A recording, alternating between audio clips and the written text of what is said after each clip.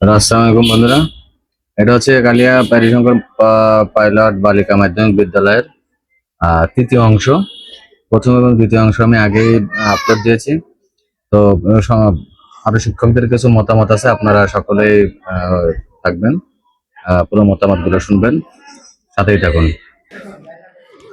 আচ্ছা, ভালো আছেন ম্যাডাম?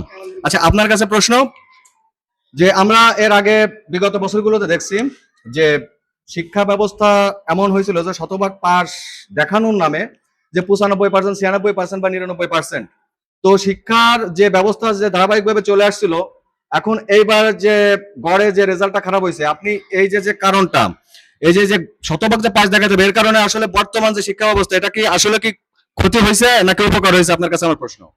ধন্যবাদ। আসসালামু আলাইকুম। ওয়ালাইকুম আসসালাম।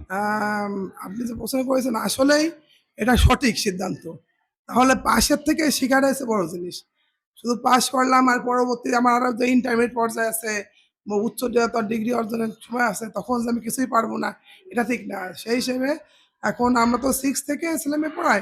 ওই 6 এর থেকেই ওদের এমনভাবে গড়ে তুলতে হবে যে বিশেষ করে আপনার অরিজিনাল যে বইটা, এখন আমি এইটুকু শুধু বলতে চাচ্ছি যে আমাদের পড়ার টেকনিকটা কেমন? আমরা যে পড়াই ক্লাসে, আসলে কিন্তু আমরা অরিজিনাল বইটা কিন্তু বেশি ফোকাস করি। আমরা ছেলেমেয়েদের গাইড তো মানে ক্লাসে ঢুকতেই দিলাম না। বলি কি, আমাদের ক্লাসে গাইড নিয়ে তোমরা ঢুকবা না। তোমাদের গাইড যদি দরকারি হয় বাসায় রাখবা। কখনোই স্কুলে আনবা না। এবং আমরা গাইড তাদেরকে পড়াই না, অরিজিনাল বইটা সৃজনশীল সিস্টেমে যে পড়ানোর ধরন, আমরা কিন্তু সবসময় জন্য সেইটাই এপ্লাই করি যে ছেলেমেয়েরা হচ্ছে একটা অবজেক্টিভ প্রশ্ন হবে, জ্ঞানমূলক প্রশ্ন হবে, সেখান থেকে একটা সংক্ষিপ্ত প্রশ্ন হবে। এটা যদি আমি অরিজিনাল বইটা সুন্দর করে পড়াই দিই, তাদের তাতে সমস্যা হবে না এবং ওরা ভালো রেজাল্ট করবে। আচ্ছা আর আচ্ছা, ধন্যবাদ ধন্যবাদ ম্যাডাম। আর কিছু যাবো? আর কেউ? আচ্ছা, সর্বশেষ প্রশ্ন আমার স্যারের কাছে।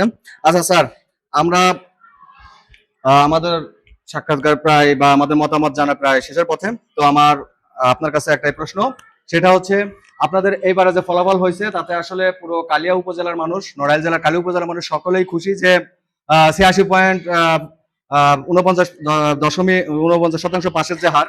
তো আপনার কাছে সর্বশেষ প্রশ্ন যে আপনি কি মনে করেন 2027 এসএসসি পরীক্ষায় এর থেকে আরো ভালো রেজাল্ট হবে?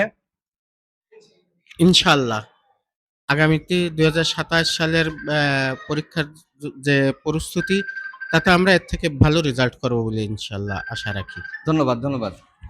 আচ্ছা, তো সকল শিক্ষকদের মতামত অনুযায়ী আমি একটা কথাই বলতে চাই যে আমরা চাই যে আবার শিক্ষার সেই মান, শিক্ষা ব্যবস্থার যে মান, সেটা 90 দশকে আবার ফিরে আসুক।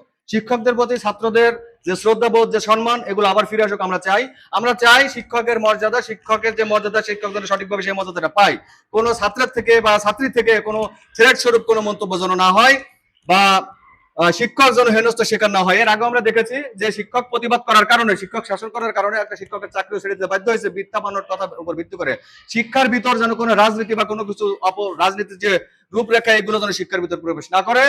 সকলের কাছে আমার এই অনুরোধ থাকলো। তো সবাই ভালো থাকবেন, সুস্থ থাকবেন। আজকের মতো আল্লাহ হাফেজ।